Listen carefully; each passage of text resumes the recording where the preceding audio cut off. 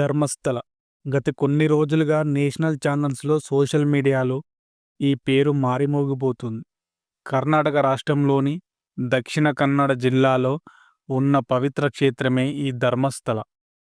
పేరు వింటేనే ఒక విధమైన అనుభూతి కలుగుతుంది. మొన్నటి వరకు ఒక ప్రసిద్ధ ధార్మిక క్షేత్రంగా, భక్తుల నమ్మకానికి, అనేక శతాబ్దాల చరిత్రకు, హిందూ జైన సంస్కృతుల సమన్వయానికి ఇది ప్రతీకగా ఉంది.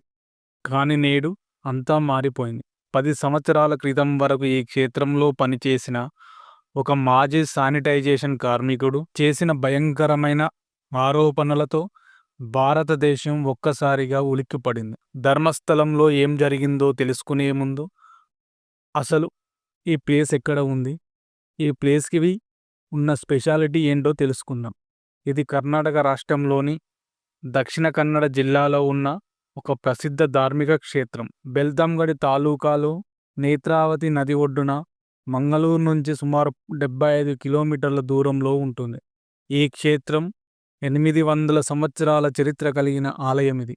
ఇక్కడ పరమేశ్వరుడు శ్రీ మంజునాథ స్వామి రూపంలో పూజలందుకుంటున్నాడు. జైన సంప్రదాయమైన ధర్మదేవతలు కూడా ఇక్కడే కొలువై ఉన్నారు. జైన మతస్థుల ఆధ్వర్యంలో ఆలయ నిర్వహణ జరిగినప్పటికీ హిందూ వైష్ణవ బ్రాహ్మణుల చేత పూజా కార్యక్రమాలు జరగడం ఈ ఆలయ ప్రత్యేకత. ఈ ఆలయాన్ని రోజుకు దాదాపు 2000 నుంచి 5000 మంది భక్తులు సందర్శిస్తూ ఉంటారు. దాన ధర్మ కార్యకలాపాలకు, ఉచిత సామూహిక పెళ్లిళ్లకు ఈ ఆలయం ప్రసిద్ధి. ఇక్కడ శైవదేవుడు అయిన మంజునాథునికి జైన కుటుంబమైన హెగ్డే వంశస్థులు అర్చనలు నిర్వహిస్తారు.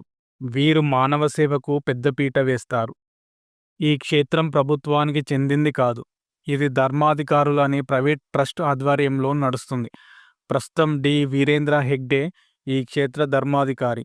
వారు సామాజిక సేవల్లోనూ విద్య, ఆరోగ్యం, ధర్మ జాగరణ కార్యక్రమాలు నిర్వహించడమే కాకుండా అన్నదానం, మహాదానం అనే సిద్ధాంతంతో ప్రతిరోజు ఇక్కడికి వచ్చే వేలాది మందికి ఉచిత భోజనం, వసతిని అందిస్తున్నారు. మహారథోత్సవం, లక్ష దీపోత్సవం ఇక్కడ జరిగే ముఖ్యమైన ఉత్సవాలు. ఇలా వందల సంవత్సరాల చరిత్ర కలిగిన ధర్మస్థలిలో జూలై 3న విజిల్ బ్లోవర్గా చెప్పబడుతున్న మాజీ శానిటైజేషన్ కార్మికుడు చెప్పిన సంచలనమైన ఆరోపణలతో ఒక్కసారిగా వార్తల్లోకి ఎక్కింది. ఆ కార్మికుడు చేసిన ఆరోపణలు ఇక్కడ ఆయన చెప్పినవి నిరూపణ అయ్యేంత వరకు వాటిని ఆరోపణలనే అందాం. జూలై 3న 2025న ధర్మస్థల పోలీస్ స్టేషన్కి ఒక మాజీ శానిటైజేషన్ కార్మికుడు వచ్చి ధర్మస్థల ఆలయంలో జరిగిన ఘోరాల గురించి వివరించి రాతపూర్వకంగా ఫిర్యాదుని పోలీసులకు ఇచ్చాడు. తన కంప్లైంట్ సాక్ష్యంగా అతను రహస్యంగా తవ్వితీసిన కొన్ని అస్థిపంజర అవశేషాలని, ఫోటోలని, తన ఉద్యోగానికి సంబంధించిన ఆధారాలను కూడా చూపించాడు. దాంతో జూలై 4న 2025 ధర్మస్థల పోలీస్ స్టేషన్లో బిఎన్ఎస్ సెక్షన్ 211A కింద కేసును ఫైల్ చేశారు. జూలై 11న 2025 బెల్తంగాడి కోర్టులో మెజిస్ట్రేట్ ముందు బిఎన్ఎస్ సెక్షన్ 183 కింద విజిల్ బ్లోవర్ వాంగ్మూలాన్ని అన్ని రికార్డ్ చేశారు.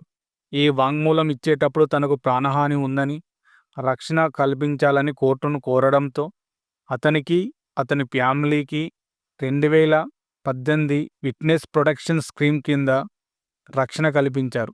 అందుకే అతని పేరు కానీ, అతని ఫోటోలు కానీ ఎక్కడ బయటికి రాలేదు. కోర్టుకి కూడా పూర్తిగా బ్లాక్ డ్రెస్ వేసి తీసుకువచ్చారు. అతని ఆరోపణలు కనుక నిజమైతే అప్పుడు బహుశా అతను ఎవరనేది మనకు తెలియవచ్చు.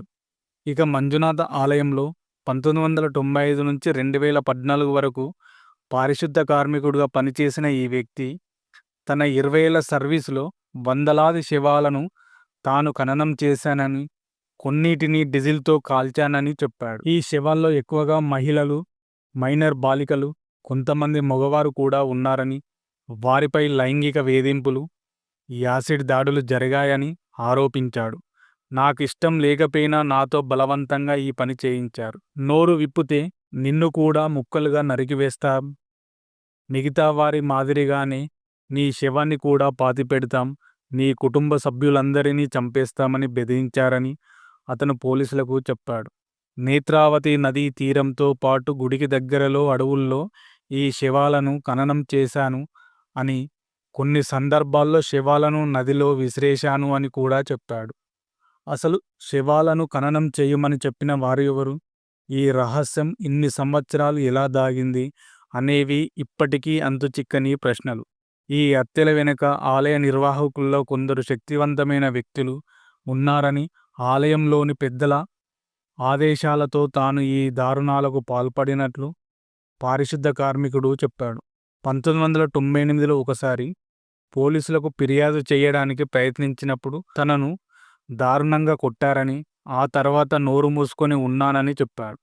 ఇక 2014 కుటుంబంలో ఒక బాలికపై జరిగిన లైంగిక దాడి తనను తీవ్రంగా కలిచివేసిందని, అందుకే భయంతో ధర్మస్థలం వదిలేసి వేరే రాష్ట్రానికి పారిపోయినట్లు చెప్పాడు. కానీ అప్పుడు చేసిన పనులు తనను బాగా కృంగతీశాయని, దశాబ్దం తర్వాత అపరాధ భావంతో తిరిగి వచ్చినట్లు అతను చెప్తున్నారు. అతని ఆరోపణలు పోలీసులు సైతం ఉలిక్కిపడేలా చేశాయి. ఈ ఫిర్యాదు ఆధారంగా ఎఫ్ఐఆర్ నమోదు చేసిన పోలీసులు దీనిపై సమగ్రంగా దర్యాప్తు చేస్తున్నారు. దాదాపు 20 ఏళ్ల కాలంలో 100 నుంచి 300 హత్యలు జరిగాయని, ఈ శవాల్లో ఎక్కువగా మహిళలు, 15 ఏళ్లలోపు మైనర్ బాలికలు ఉన్నారని, వారిపై లైంగిక వేధింపులు, యాసిడ్ దాడులు జరిగాయని చెప్పాడు. ఇక 2008లో ఒక 20 ఏళ్ల యువతి ముఖంపై యాసిడ్ పోసి న్యూస్ పేపర్లో చుట్టి డీజిల్తో కాల్చాడు అని చెప్పాడు. అంతేకాదు 2010లో కలైరీలోని ఒక పెట్రోల్ పంపు నుంచి దాదాపు 500 మీటర్ల దూరంలో ఉన్న ప్రదేశానికి గార్డు నన్ను తీసుకెళ్లినప్పుడు చూసిన ఘటన ఇప్పటికీ నాకు వణుకు పుట్టిస్తుంది. అక్కడ నేను టీనేజ్ అమ్మాయి మృతదేహాన్ని చూశాను. ఆమె వయస్సు 12 నుంచి 15 సంవత్సరాల మధ్య ఉంటుంది. ఆమె శరీరంపై బట్టలు లేవు. లైంగిక హింసకు సంబంధించిన స్పష్టమైన గుర్తులు ఉన్నాయి. ఆమె మెడపై గొంతు కోసి చంపిన గుర్తులు ఉన్నాయి. ఒక గొయ్యి తవ్వి ఆమెను తన స్కూల్ బ్యాగును పాతిపెట్టామని నాకు చెప్పారు. అలాగే వారు చెప్పినట్లు చేశాను. ఆ దృశ్యం నాకు ఇప్పటికీ నా కళ్ళల్లో మెదులుతూనే ఉంది అని ఆ కార్మికుడు అప్పటి పరిస్థితుల గురించి పోలీసులకు వివరించాడు.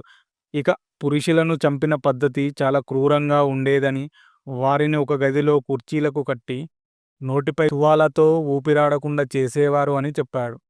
ఇంత భయానక దారుణాలను చూసిన ఈ కార్మికుడు 20 ఏళ్ల పాటు ఎందుకు మౌనంగా ఉన్నాడనేది అంతుచిక్కట్లేదు. అయితే భయంతోనే ఇన్నాళ్ళు మౌనంగా ఉన్నానని, ఇప్పుడు అపరాధ భావంతో కంప్లైంట్ చేయటానికి వచ్చాను అని చెప్తున్నాడు. ఈ శవాలకు సరైన అంత్యక్రియలు జరిగితే వారి ఆత్మలు శాంతిస్తాయి. నా గుండెల్లోని భారం తగ్గుతుందని అతను అంటున్నాడు. 100 మంది హత్యకు గురయ్యారంటే వారి కుటుంబాలు ఇప్పటికి వరకు నోరెందుకు విప్పలేదు? ధర్మస్థలంలో ఇన్ని మిస్సింగ్ కేసులు నమోదైతే ఇన్నాళ్ళు అవి ఎందుకు బయటికి రాలేదు? ఇప్పుడు అందరికీ ఆ డౌట్. పారిశుద్ధ కార్మికుడు ఫిర్యాదు తర్వాత అందరి దృష్టి గతంలో ఉన్న మిస్సింగ్ కేసులపైకి మళ్లింది. దక్షిణ కన్నడ పోలీస్ రికార్డుల ప్రకారం 1995 నుంచి 2014 మధ్య దాదాపు 250 మిస్సింగ్ కేసులు నమోదయ్యాయి. ఇందులో ఆలయానికి వచ్చిన భక్తులు, స్థానిక గ్రామస్తులు, మైనర్ బాలికలు ఉన్నారు. అయితే ఈ ఆధారాలు లేకపోవడంతో ఈ కేసులను మూసివేశారు. 2012లో 17 ఏళ్ల సౌజన్య అనే స్టూడెంట్పై లైంగిక దాడి హత్య కేసు అప్పట్లో దేశవ్యాప్తంగా సంచలనం రేపింది. ఆ కేసులు, ఆరోపణలు ఎదుర్కొన్న వ్యక్తి 2023లో నిర్దోషిగా విడుదలయ్యాడు. 2003లో అనన్య భట్ అనే ఎంబీబీఎస్ విద్యార్థిని మిస్సింగ్ కేసు కూడా ఇప్పుడు తిరిగి తెరపైకి వచ్చింది. ఆమె తల్లి సుజాతా భట్ ఈ ఫిర్యాదు తర్వాత మళ్ళీ ఈ కేసును తెరవాలని కోరింది. గతంలోనూ ధర్మస్థలంలో అనుమానాస్పద మరణాలు, మిస్సింగ్ కేసులపై ఆందోళన జరిగాయి. సౌజన్య హత్య కేసుపై సిపిఎం నేతృత్వంలో పెద్ద ఎత్తున నిరసనలు చెలరేగాయి. కానీ పెద్దల ఒత్తిడితో వాటిని అణిచివేశారు అంటున్నారు. దీనితో ఈ హత్యల వెనుక ఎవరు పెద్దలు ఉన్నారు అనుమానం ప్రజలకు కలుగుతుంది. సౌజన్య కేసులో ఆలయ నిర్వాహకుడు డాక్టర్ వీరేంద్ర హెగ్డే కుటుంబంపై ఆరోపణలు వచ్చాయి. కానీ అవి ఇప్పుడు అవ్వలేదు. ఇక పారిశుద్ధ కార్మికుడు కూడా ఈ హత్యల వెనుక ఆలయంలోని శక్తివంతమైన వ్యక్తులు ఉన్నారని ఆరోపించాడు. అయితే ఆలయ ఆస్తులు దానాల ద్వారా వచ్చే భారీ ఆదాయం, భూ వివాదాలు కొన్ని ఈ హత్యలకు కారణమై ఉండొచ్చని పోలీసులు అనుమానిస్తున్నారు. కానీ ఇప్పుడు వందల మందిపై లైంగిక దాడి జరిపి చంపివేశారు అనే ఆరోపణలతో కేసు మరో మలుపు తిరిగింది. అయితే గత సంఘటనలో కొత్త ఆరోపణల వలన అక్కడ పోలీస్ వ్యవస్థపై ప్రజలకు నమ్మకం లేకుండా పోయింది.